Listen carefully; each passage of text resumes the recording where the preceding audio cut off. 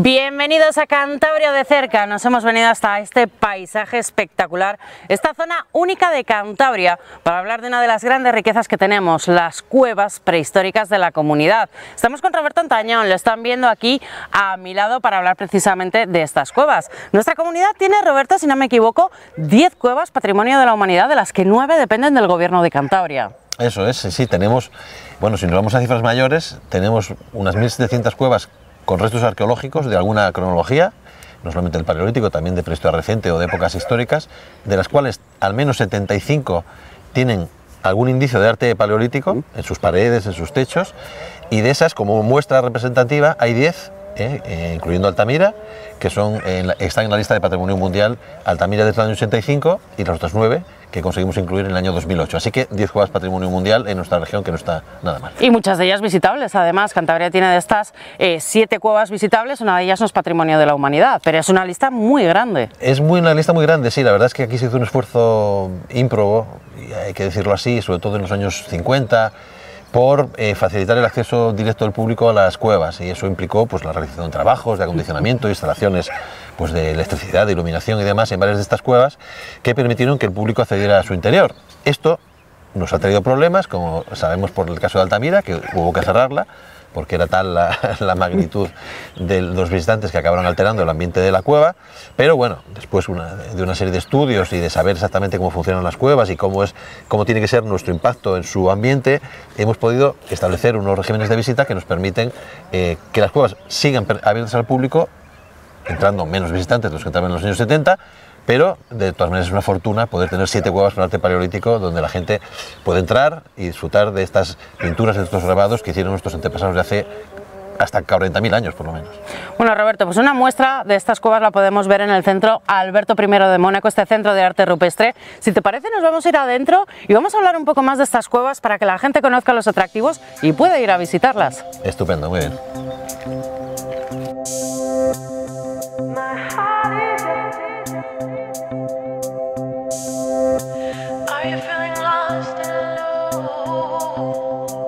Estamos ya en este centro de arte rupestre para hablar de este recorrido. Estamos en el municipio de Puente Viesgo, que yo creo que alberga uno de los conjuntos, si no me equivoco, más conocidos, Roberto. Yo creo que después de la cueva de Altamira, ¿esta puede ser las cuevas más visitadas?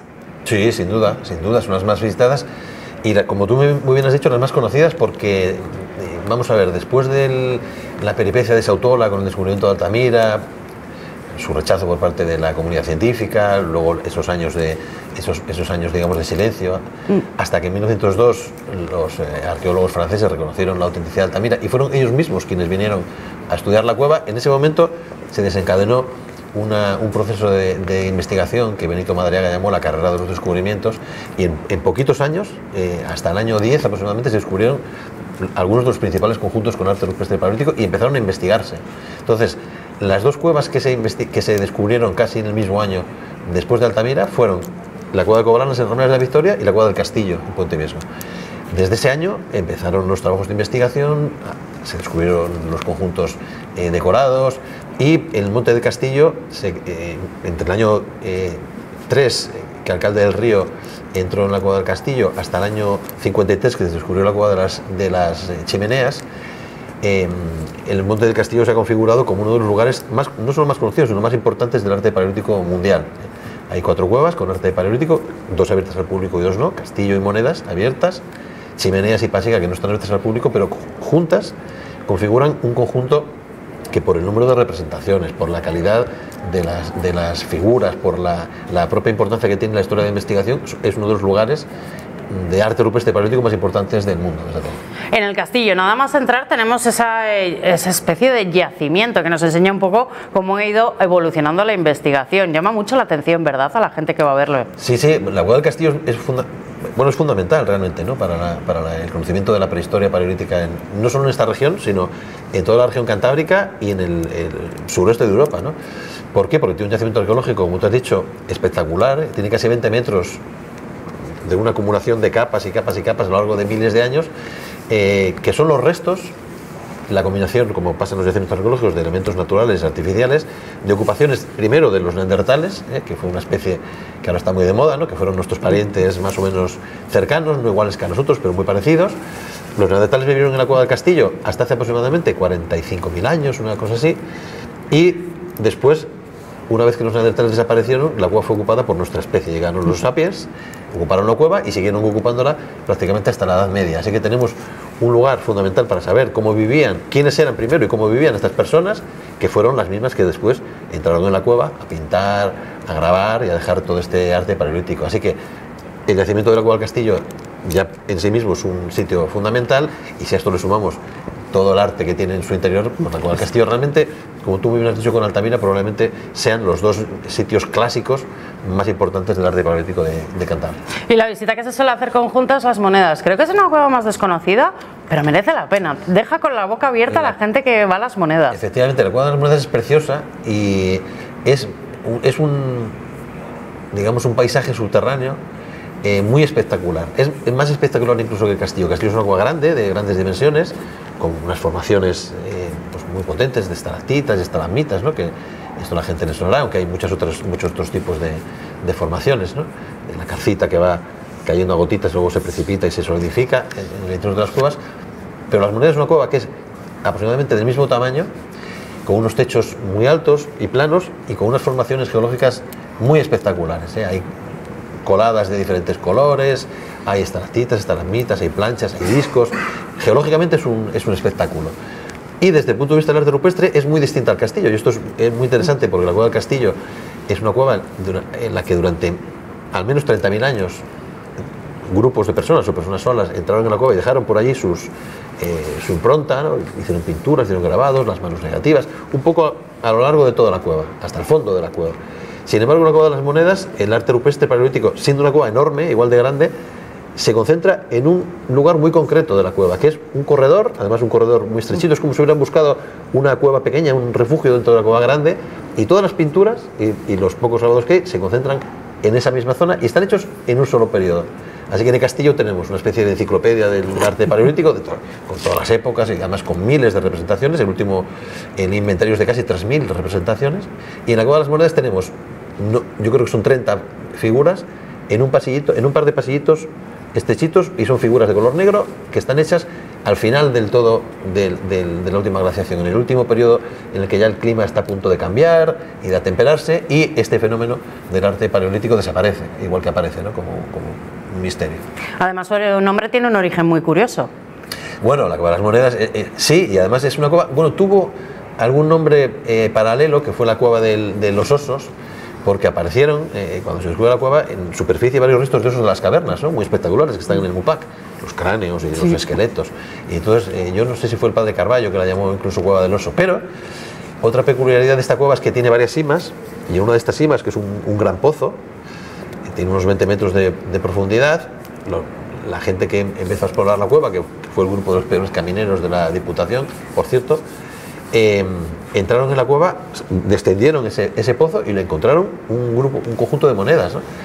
Y entonces recuperaron las monedas, esas monedas se estudiaron, y es un conjunto de monedas que está arrojado en un periodo también concreto. No es que pasaron muchos siglos que la gente fue echando monedas, al contrario, eso fue un episodio concreto. Quizá alguien las escondió o alguien entró allí que las llevaba en un bolsito que se le cayó, pero pertenecen a más o menos a la época de los reyes católicos, ¿no?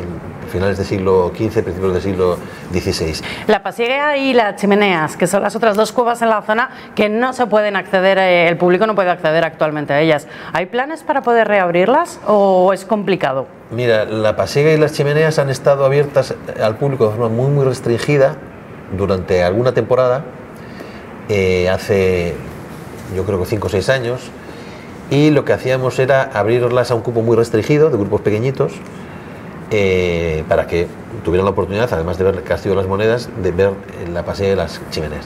¿Cuál es el problema? El problema es que la Pasiega y las Chimeneas son unas cuevas que en su momento empezaron a condicionar para la visita, pero las Chimeneas pasa un poco como en las Monedas, que el arte está restringido a una zona concreta, sobre todo el santuario de la cueva de las Chimeneas, que es una preciosidad. Son unas figuras de ciervos dibujados en color negro, que uno de estos ciervos es como el símbolo de las cuevas de Monte Castillo, un ciervito de color negro que está reproducido pues en el pueblo y en muchos sitios.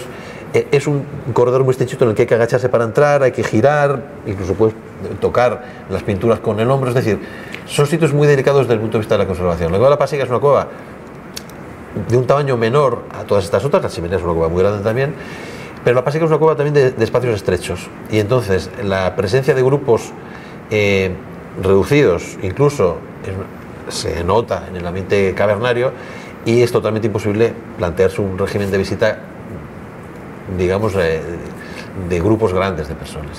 Que algún día retomemos este régimen muy restringido de visitas, cabe la posibilidad, pero de momento no nos lo planteamos. Si te das cuenta, precisamente últimamente estamos tendiendo a lo contrario, y hemos tenido el año pasado una reducción bastante fuerte del número de visitantes a estas dos cuevas de Castillo y Monedas y a Covalanas en Ramales, porque vemos que el ambiente de las cuevas está, digamos, notando nuestra presencia.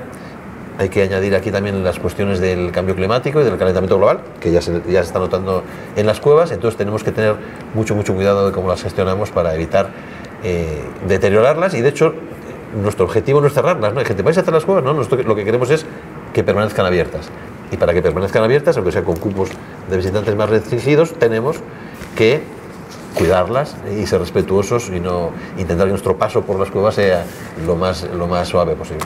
Pues precisamente, Roberto, vamos a viajar hasta Ramales de la Victoria y hacia Covalanas. ¿Qué se va a encontrar el público que visite Covalanas? Bueno, Covalanas, cuando llegue, el público tiene que llegar a Ramales, ya solamente el paisaje de Ramales de la Victoria merece la pena. Es una maravilla, es una zona montañosa con varios picos alrededor, con el valle del Asón y de la Agüera.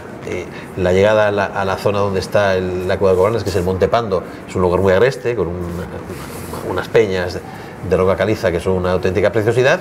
Hay que aparcar el coche en un aparcamiento que está al lado de la carretera, pero luego hay que andar un ratito, así que la cueva de Covalanas es una cueva que conlleva una pequeña excursión, y a medida que vas ascendiendo por el monte vas viendo todo el paisaje, que es una auténtica preciosidad, y ves un poco también cómo elegían los lugares que elegían estas personas para vivir, en algunos casos, como es el caso de la Cueva del Mirón, que está al pie de la Cueva de Covalanas, que es donde vivían realmente, y en Covalanas donde no vivieron, pero utilizaron la cueva como un pequeño templo, como un santuario, para dejar ahí sus figuras. La Cueva de Covalanas es una cueva pequeña, tiene dos galerías en realidad, pero solamente se entra en una, tiene aproximadamente 100 metros de longitud, y en el último tramo, en los últimos 40 metros aproximadamente, los artistas de hace unos 25.000 años aproximadamente dejaron un conjunto de figuras, también hecho en un periodo más o menos breve de tiempo.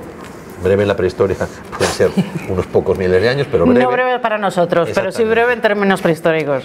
Y dejaron un grupo de pinturas que es una auténtica delicia. Son pinturas hechas con una técnica muy particular, muy propia además de Cantabria en aquella época, que son figuras que están dibujadas en lugar de con líneas continuas, hechas con trocitos, hechos con puntos, con la yema del dedo, aplicando la pintura líquida en la pared. En algunos casos hay algún trazo más grueso que se puede hacer con un poquito de piel vuelta probablemente. Y es un conjunto de figuras, son 24 o 25 figuras también, que son de una expresividad y una delicadeza maravillosa, ¿no? Y la disposición, sobre todo, son ciervas. Hay ciervas, hay también un caballo, hay también un uro, que es una especie de toro prehistórico, pero sobre todo las ciervitas están dibujadas además en unas composiciones, una delicadeza y una animación que las hace, digamos, transmiten una sensación, una emoción, ¿no? Realmente esas figuras, en un espacio además que, como es pequeño, no es un espacio enorme, impresionante, es una cueva que podemos decir que es acogedora, ¿no? Para el público. Y hay personas, hay más de una persona que ha comparado Covalanas con los inicios del cómico, del cine, ¿no? Por cómo están dispuestas las figuras en las paredes, ¿no? Aprovechando las fisuras y aprovechando los paneles naturales para instalar allí las figuras, aparentemente como haciendo escenas animadas. Unas ciervas que nos encontramos también en la Cueva del Pendo, que es una de las que en los últimos años más se está investigando, se está haciendo una gran labor. Efectivamente, la verdad es que el Pendo es una cueva espectacular. El Pendo es una cueva clásica también en la prehistoria, ¿eh? El Pendo es una referencia obligada en los estudios de prehistoria. Ya desde el año 1872 Autola exploró la Cueva del Pendo, y esto mucha gente no lo sabe, y el mismo año que descubrió las pinturas de Altamira, algunos meses antes estuvo excavando, explorando la Cueva del Pendo. Así que es una cueva que está también en los inicios de la investigación. Lo que pasa es que no ha recibido tanta atención porque se conocían algunos grabaditos al fondo de la cavidad que descubrió el alcalde del Río, pero el conjunto de pinturas, que es absolutamente espectacular, que es panorámico, es un poco como Covalanas. Realmente en esta época estas personas que usaron ese estilo del trazo punteado que nosotros llamamos, aprovechaban muy bien el espacio de las cuevas para dar espectacularidad a las figuras, ¿no? Y estas figuras no se descubrieron hasta el año 1997. Y de pura casualidad. El yacimiento se conocía hace muchísimo tiempo, y precisamente una campaña de excavación que estaban desarrollando en los años finales de los años 90, haciendo trabajos de topografía de una zona concreta de la cueva, alguien que estaba quieto parado cerca de la pared, vio unas manchitas rojas. Digo, oye, pues esto puede ser pintura, ¿no? Y dijeron, bueno, pues vamos a observarlo. Realmente es como el cinemascope del arte prehistórico, precioso, con muchísimas ciervas también, un caballito, y es un conjunto decorado. La propia cueva es una cueva gigante, es como un hangar enorme, muy espectacular. Además, el Pendo se ha hecho una inversión importante para que sea muy fácilmente visitable, en el sentido de que es muy accesible para el público. Realmente la cueva del Pendo se abrió al público muy tarde, muy recientemente, y hay que, en este sentido, valorar cómo las cosas se hacen diferente a lo largo de los años, ¿no? Cuando se acontecieron para la visita pública, por ejemplo, la propia Altamira o la Cueva del Castillo, las monedas, que fueron a partir de los años 50, no existía esa conciencia de conservación ni los conocimientos sobre conservación que ahora tenemos, ¿no? En el caso de Lascaux, la Cueva de Lascaux en Francia se descubrió en los años 40, inmediatamente se acondicionó para la visita pública y en los años 62 hubo que cerrarla. Si ahora descubriésemos una cueva, vamos a pensar en la Garba, que se descubrió en el año 95, nunca nos hemos planteado ni nos plantearemos nunca hacer estos trabajos que se hicieron en estas otras cuevas para abrirlos a la visita pública.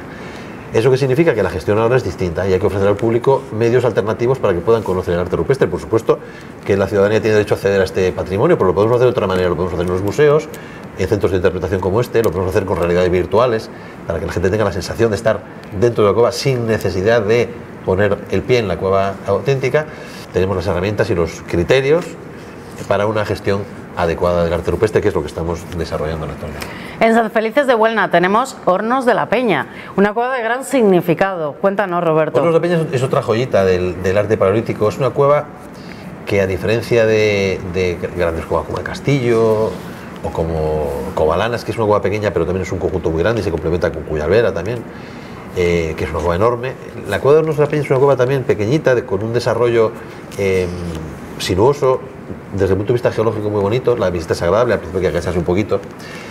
Pero Hornos de la Peña tiene una peculiaridad, y es que tiene muy pocas pinturas, y además las pinturas están en un lugar que no se accede a la vista pública porque hay que subir una escalera, están en un pequeño camarín, en una segunda planta, digamos, es un sitio delicado para estar allí. Y lo que tiene es un conjunto maravilloso de grabados. La cueva de Hornos de la Peña, sobre todo, es conocida y está en la lista de Patrimonio Mundial porque es uno de los conjuntos de grabados más importantes de la región cantábrica. Así que lo que va a ver el público cuando entre en Hornos de la Peña es, primero, tipo Covalanas, hay que aparcar abajo, al lado de la pista, hay que subir por una pista peatonal, vas cogiendo altura sobre el valle y vas viendo el valle del arroyo del río Tejas, que baja hasta los corrales. Realmente es una excursión muy bonita. Excursión, vamos, no se quiero exagerar, son 10 minutos andando, 10-12 minutos. Pero la entrada de la cueva es un vestíbulo muy bonito, y ya en el vestíbulo hay varios grabados que se enseñan a los visitantes, y después se recorre el interior de la cueva hasta unos 100 metros de profundidad. Y claro, a diferencia de las pinturas, que la gente normalmente las puede apreciar muy bien porque hay mucho contraste entre los trazos dibujados o pintados en las paredes, en el caso de los grabados es más difícil. Es una cueva un poco, podemos decir, para iniciados o para iniciarse en el conocimiento de los grabados. Nuestros guías, que hacen un trabajo estupendo, tienen que mostrar estas representaciones parietales, claro, de una forma muy precisa, ¿no? Tienes que poner la luz de forma rasante, y además no vale cualquier ángulo.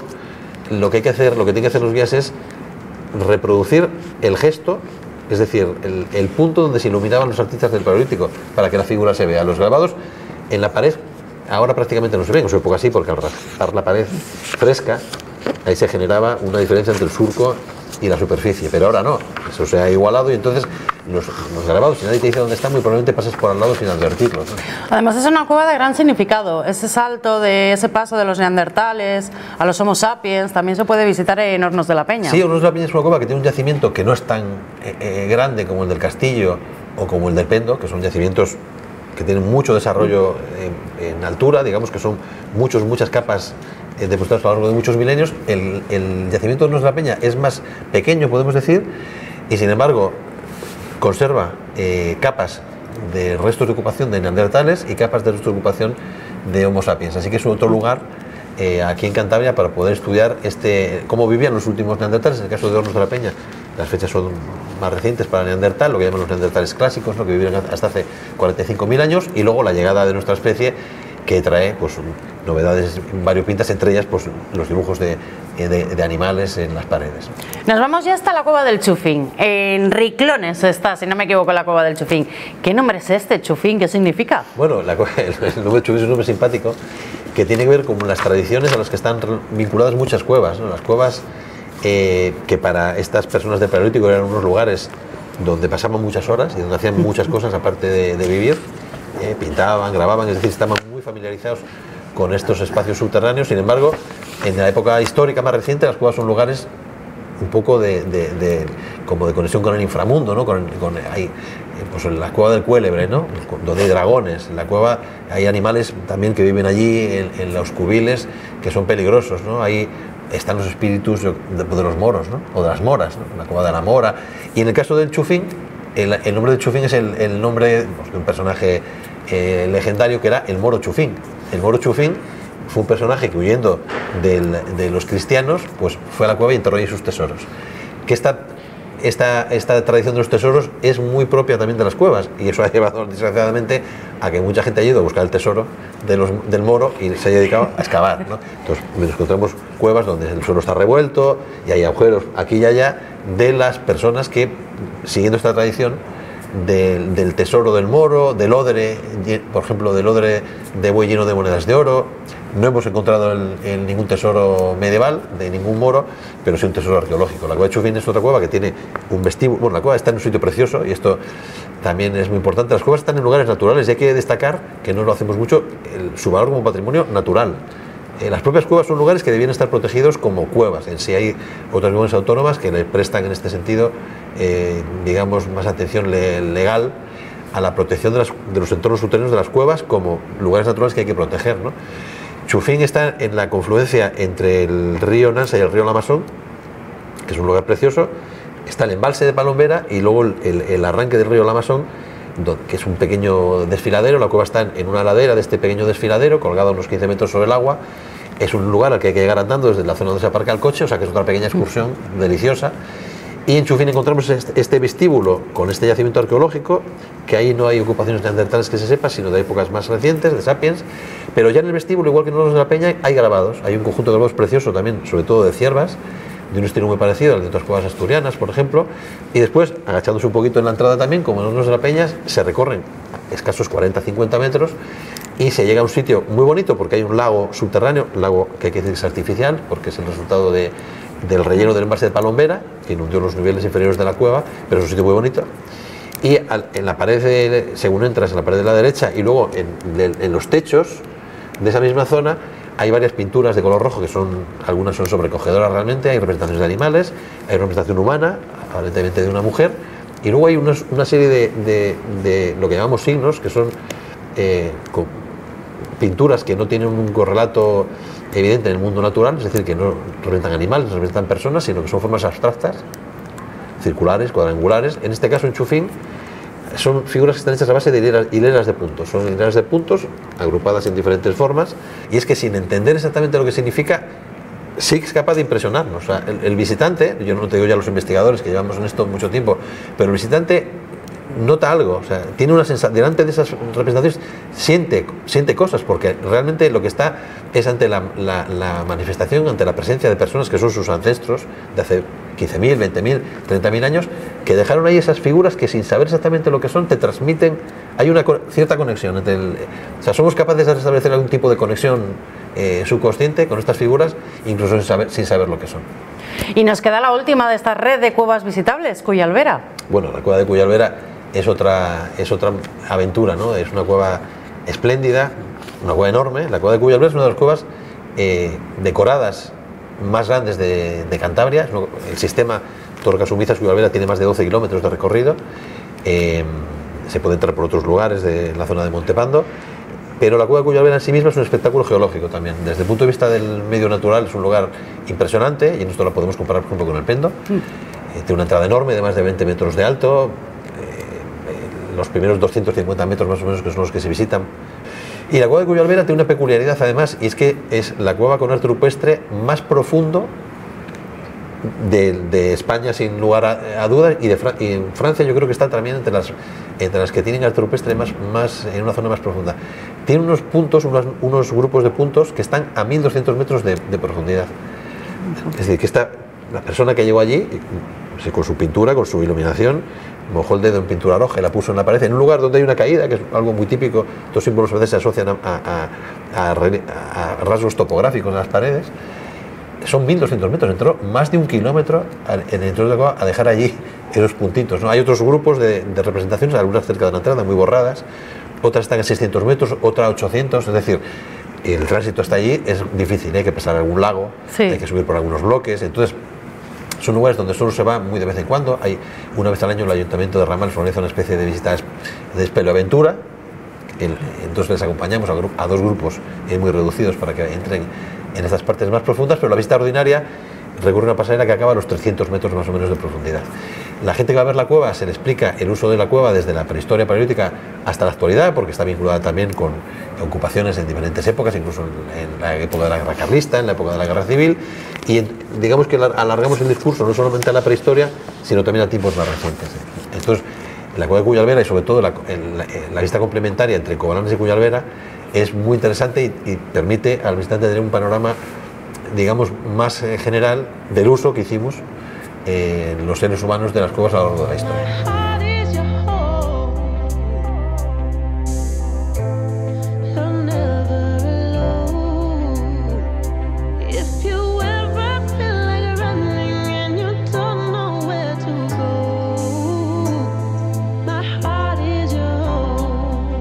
Le decíamos al principio de esta entrevista, estamos en este Centro de Arte Rupestre de Cantabria, Alberto I de Mónaco, que es prácticamente ya la 8ª cueva visitable de la comunidad autónoma. Roberto, ¿qué importancia ha tenido este centro para la comunidad?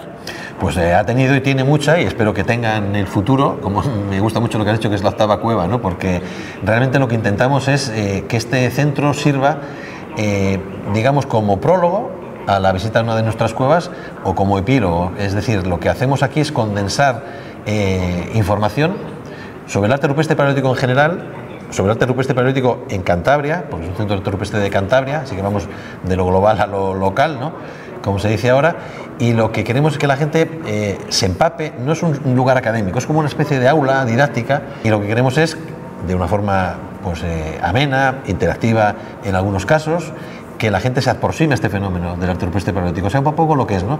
Y básicamente lo que hemos hecho es, nuestro objetivo era intentar responder las preguntas que normalmente se hace el público cuando viene a una de estas cuevas, ¿no? ¿Qué es el arte paleolítico? Que es exactamente lo que voy a ver.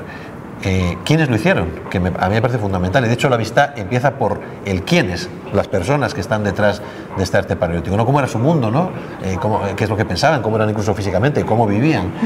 ¿Cómo se hizo este arte? Les explicamos las técnicas de fabricación, cómo utilizaban las cuevas, cuándo se hizo, ¿no?, que es importante también, porque les contamos, esto tiene 15.000 años, bueno, ¿y ustedes cómo lo saben? Bueno, en el centro les damos 4 pinceladas acerca de las técnicas de datación, y luego hay una concentración de información muy importante sobre las 10 cuevas Patrimonio Mundial, en diferentes soportes, en soporte inmersivo, a través de pantallas de ordenador que la gente puede utilizar para navegar por las cuevas, información gráfica, hay información, muchísimos tocables, hay braille para personas con discapacidad visual, hay audios también, hay lectura fácil, hay QRs que también hay audios de lectura fácil para personas con alguna discapacidad cognitiva.